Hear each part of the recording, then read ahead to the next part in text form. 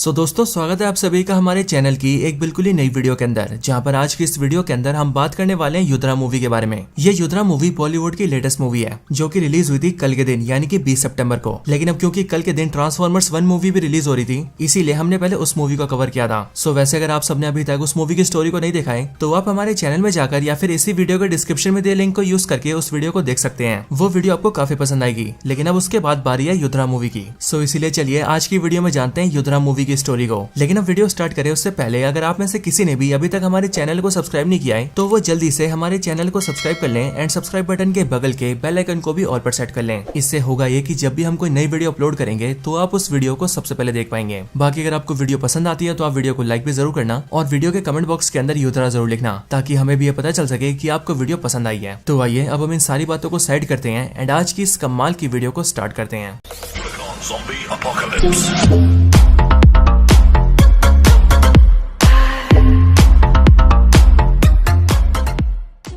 तो युद्रा मूवी की स्टार्टिंग होती है मुंबई शहर की एक पुलिस फैसिलिटी से, जहां पर इस टाइम पर एक पुलिस पार्टी चल रही होती है। इस पार्टी के अंदर हम सबसे पहले कुछ पुलिस ऑफिसर से मिलते हैं, जिनमें सबसे पहले होते हैं गिरीश दीक्षित, उनकी वाइफ प्रेरणा दीक्षित और उनके 2 दोस्त जिनका नाम होता है कार्तिक राठौर और रहमान सिद्दीकी। एंड यहाँ पर हमें पता लगता है कि गिरीश, कार्तिक और रहमान तीनों बहुत अच्छे दोस्त होते हैं एंड ये तीनों ही पुलिस के काफी हाई रैंक ऑफिसर्स होते हैं। यहाँ पर हमें पता लगता है कि जो गिरीश दीक्षित है उन्होंने पूरे मुंबई से क्राइम को खत्म कर दिया है और मुंबई के अंदर एक बहुत ही बड़ा ड्रग डीलर था जिसका नाम सिकंदर था और वो पूरे मुंबई शहर में ड्रग की सप्लाई करता था। लेकिन ऑफिसर गिरीश के डर की वजह से उसने भी मुंबई छोड़ दिया है और वो इंडिया से बाहर भाग गया है, जिसका मतलब गिरीश दीक्षित एक बहुत ही काबिल ऑफिसर है। यहाँ पर हम ये जानते हैं कि गिरीश की वाइफ प्रेरणा प्रेग्नेंट भी होती है एंड इसीलिए कुछ टाइम बाद ही गिरीश और उसकी वाइफ प्रेरणा पार्टी को एंजॉय करके वहाँ से निकल जाते हैं। जिसके बाद ही गिरीश अपनी कार को ड्राइव करके रास्ते से जा रहा होता है। लेकिन रास्ते में जब वो जा रहे होते हैं तभी हम ये देखते हैं कि एक बड़ा सा ट्रक आकर उनकी कार को ठोक देता है एंड उस एक्सीडेंट की वजह से उन दोनों की मौत हो जाती है। और इसीलिए जब उन दोनों को एंड टाइम पर हॉस्पिटल ले जाया जाता है तब एज ऑफकोर्स गिरीश और उसकी वाइफ तो मर चुके होते हैं, लेकिन डॉक्टर्स किसी तरह से गिरीश के बच्चे को बचा लेते हैं। लेकिन डॉक्टर्स गिरीश के दोस्त कार्तिक और रहमान को ही बताते हैं कि इस एक्सीडेंट की वजह से बच्चे के सर पर ट्रॉमा हुआ है एंड इसीलिए हो सकता है कि जब ये बड़ा होगा तब इसका जो बिहेवियर है वो बाकी बच्चों से थोड़ा सा अलग हो सकता है। अब इसके बाद ही हम ये देखते हैं कि गिरीश का जो दोस्त होता है यानी कि कार्तिक, वो गिरीश के बेटे को अडॉप्ट कर लेता है एंड वो उसका फादर बन जाता है एंड इसीलिए वो उसका नाम रखता है युद्रा।